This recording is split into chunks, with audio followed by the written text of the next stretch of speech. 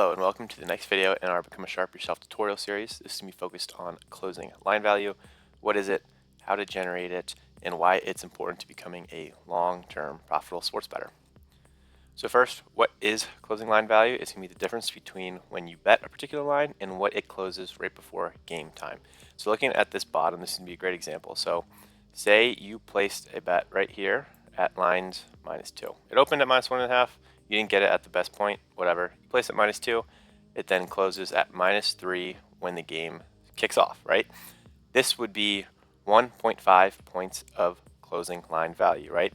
Now it could also go negative if you bet -2 and it went to a pick'em, right? That would be -2 points, right? We want to generate positive closing line value, but when we refer to closing line value, it's going to be implied that it's positive. So this would be, again, 1.5 points of closing line value. You would have beat the closing line, and if you were able to do this consistently, especially around a key number in NFL, you can see you beat that 3, then you're going to generate long run profitability and make money from betting on sports.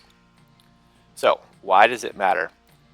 First off, the closing line is the best estimation of the true line, right? So when this game closes at -3.5 right here at game time, it is taking money from anybody that wants to participate in the market. Not only has Vegas set the line, but they've had different groups and people bet on it to where they are able to have the best formulation of a line, right? Vegas has their strategy for making games, and then other people, whether they're sharp, public, whatever it is, then bet on the line accordingly based off of their strategy and how they expect a certain matchup to play out. This number, so when you place your bet, you got -2.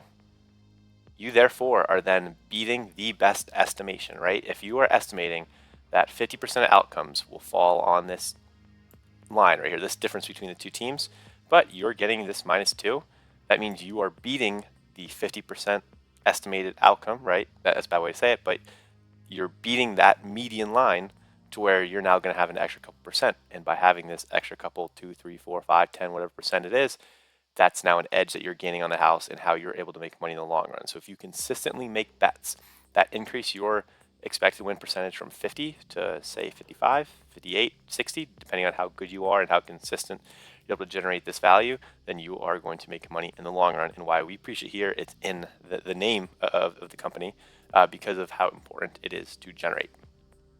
So supporting long-run statistics and how it supports CLV. So we can use a normal distribution. You've seen this figure in a couple past videos, but half of this distribution, so the right tail from where this arrow is at down to this line is 50%. Right down here, this splits it. So when you set a line, that line is basically trying to be right on that 0. And whether it's correct or not is one thing, but when Vegas sets a line, that is the goal, that out of all the possible outcomes that could possibly happen, if you were able to somehow simulate stuff over and over and over, the difference, the line they set would be right in the middle of this distribution. So now, by generating that extra couple percent that we just talked about, you're shifting your line right here where this blue line is, and now you're actually getting 55% rather than 50%. So your bet is implied. You're paying the juice, or you're making the bet assuming it's around 50%, but because you're generating that closing line value, you're now expecting that bet to win 55% of the time. Now, right, once you factor in juice, you need to win like roughly over 52% to make money in the long run. 55 minus 52 is positive expected value and an edge, and so you're going to make money in the long run if you generate these things over time. So there are some asterisks that come with this, right? So one, just because you don't generate closing line value does not mean the edge, right? Closing line value means that the edge that you think you have is recognized by the rest of the market. But the market's not always right, Vegas isn't always right. And so just because you don't have that closing line value does not mean you don't have an edge. That's a big thing. In general, it does, but just because there is a rule does not mean that exceptions don't apply. And this game down here is a great example of it. So you can see if you bet Broncos at 10.5 right here, it closed at 9, that would be 1.5 points of closing line value. Probably enough to have an edge, probably push it, especially around a key number of 10, push your expected win percentage from 50 to 55%. Now the thing is the market recognized the edge, but you take a look at the outcome of the game. It was so drastic. Right now it is hard to judge one game, whether the line was correct or not, right? Because it's one simulation out of 1,000, and this type of outcome was within the realistic outcome possibilities. But you can see for the particular game, the Ravens destroyed them, blew them out, and it really wasn't even close. And so you would argue that the Ravens actually, even at 10.5, might have had value on them, particularly for this outcome, but also this outcome makes you consider, well, I think if you simulated this a bunch, you'd probably have more outcomes like this. Maybe not a 31-point win, but maybe you'd have more 20s and 15-point wins than initially expected. And so in this case, closing line value was actually arguably wrong, right? There's different schools of thought, but in this case, the Ravens were the right side, especially at that particular number, and that was the winning bet. So CLV, even if you don't have it, does not mean you don't have an edge, although in general, it does actually mean you have an edge. On top of this, CLV does not guarantee you a winner, as we saw in that last slide, but that was you lost because if you took the Broncos, because you might have been on the wrong side of that one. But even if you're on the right side and you get that CLV, does not necessarily mean that you are going to guarantee a winner. And looking at this, we can see. So you're increasing your edge by getting 55% chance to win while expecting it to only hit 50% of the time based off that line, right? Vegas is offering it, expecting it hits 50% of the time. You're taking it, expecting to win 55% of the time. Well, 55 is not 100. So there are still going to be 45 outcomes out of 100 where you lose. So even though you made the right bet, had the right value, everything like that, you're still going to lose. So this is a misconception, and it is something that it's more of a psychological thing.